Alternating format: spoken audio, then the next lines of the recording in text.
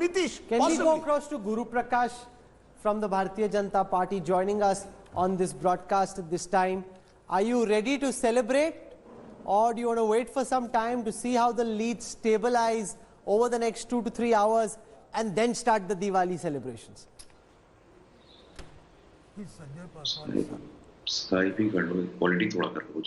Can you hear me?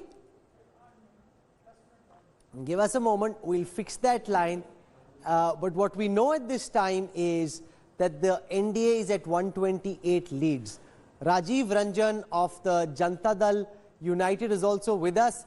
Rajiv Ranjan, you know, the JDU was being pilloried before the election, also Nitish Kumar in particular. The results so far seem to suggest कि नीतीश कुमार जी ने ज़्यादा बुरा नहीं किया बल्कि अच्छा किया। 3 terms की एंटी इनकम्बेंसी के बाद तो डट के उन्होंने परफॉर्मेंस दिया और उस परफॉर्मेंस की अब तक का जो रुझान है उसके हिसाब से सराहना करनी होगी। देखिए, मुझे लगता है नतीजे और बेहतर होंगे और एक बात बिल्कुल साफ है, एक तरफ ऐसे अविश्वसनीय वायदे थे, दूसरी तरफ विकास बिहार की जमीनी सच्चाई है।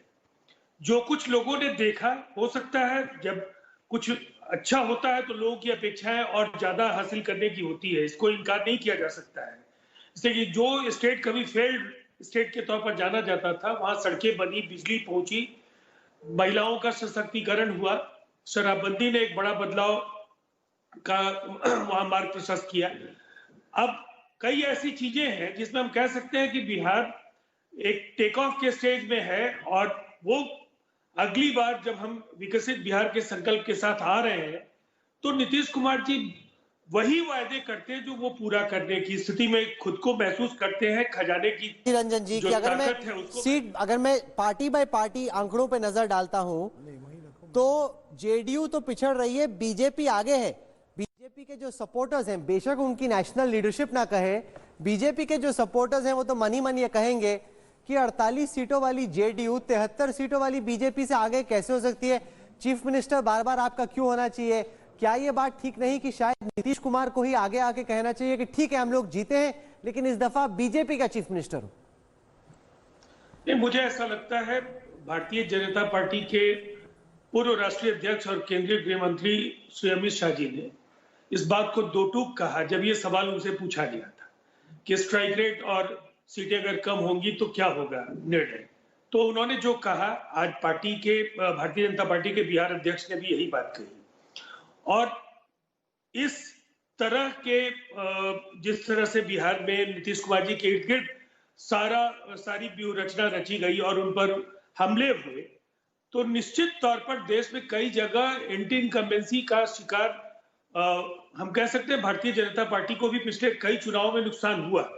लेकिन बिहार एक ऐसा राज्य की जो टॉप लीडरशिप है वो तो कह रही है कि नीतीश कुमार सीएम होंगे।